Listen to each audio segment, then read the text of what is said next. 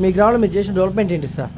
CC రోడ్లు, డ్రైనేజీలు, church compound ఉంది. కుల మతాలకు అనుకూలంగా అన్ని కులాలకు అనుకూలంగా చర్చి కాంపౌండ్ కూడా 30 లక్షలు మంజూరు చేసి ఉంటాం. మీ గ్రామంలో మీరు ఎటువంటి సంక్షేమ పథకాలు మీరు అందించారు మీ ప్రజలకు? సంక్షేమ రైతు బంధు, రైతు బీమా, కళ్యాణ లక్ష్మి, శాసు కుమార పథకం, పింఛన్లు అయితేంది, వికలాంగ పింఛన్లు అన్నీ అందించాం.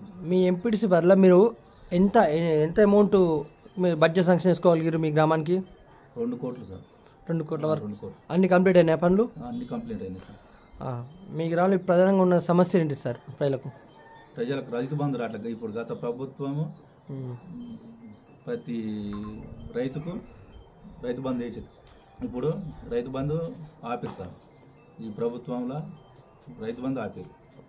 దాన్ని ఎంపటే మంజూరు చేయాలని కోరుతున్నాను. ఈ రైతు బీమా పథకం ప్రస్తుతం నడుస్తుందా సార్? ఇప్పుడైతే నడవట్లేదు సార్. ఇంతకుముందు ఉన్నదే ఇంతకుముందు వచ్చింది.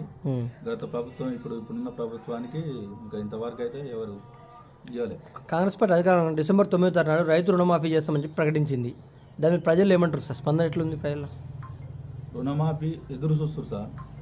2 లక్షల అబద్ధాల హామీ చెప్పి ప్రభుత్వం అధికారంలోకి వచ్చినాక రేవంత్ రెడ్డి గారు డిసెంబర్ 9 నాడు రుణమాఫీ చేస్తానని చెప్పిండు. ఇంతవరకు కూడా రుణమాఫీ కాలేదని ప్రజలలో బాగా స్పందన ఉంది సార్. నిన్న కేసీఆర్ బహిరంగ సభల్లో చెప్పింది క్లియర్గా, గతంలో కరెంటు పోయేది కాదు, ఇప్పుడు గడికోసం కరెంటు పోతుంది, అసెంబ్లీ సమావేశంలో కరెంటు పెట్టే నడిపిస్తున్నాము అని. అప్పటికి ఇప్పుడు తేడా అయింది సార్. గత ప్రభుత్వము 24 గంటల కరెంటు నాణ్యమైన విద్యుత్ అందించింది. ఇప్పుడు గంటకోసారి పోవడం జరుగుతుంది. మా పొలాలు కూడా ఎండిపోయినాయి సార్. మీ గ్రామంలో ఇంకా ఎంతమందికి రావాలి సార్ రైతు బంధు? రైతు బంధు ఇప్పటి వరకు అయితే 3 ఎకరాల లోపు పడ్డది. మళ్ళా పై చిలుకు పర్లేదు సార్. రానున్న పార్లమెంట్ సర్పంచ్ ఎలక్షన్లల్లో మీరు మీ ప్రజలకు ఏమని చెప్తారు సార్?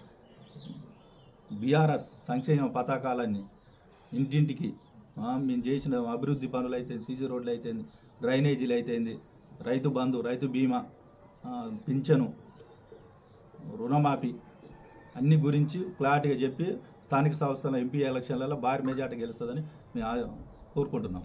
మీ దగ్గర ఎమ్మెల్యే చిరుమతిలింగ ఎవరు గల ప్రధాన కారణం ఏంటి సార్? మేము చేసిన పథకాలను జనాలకి తీసుకుపోవడం చెప్పలేక ఓడిపోయినాం సార్.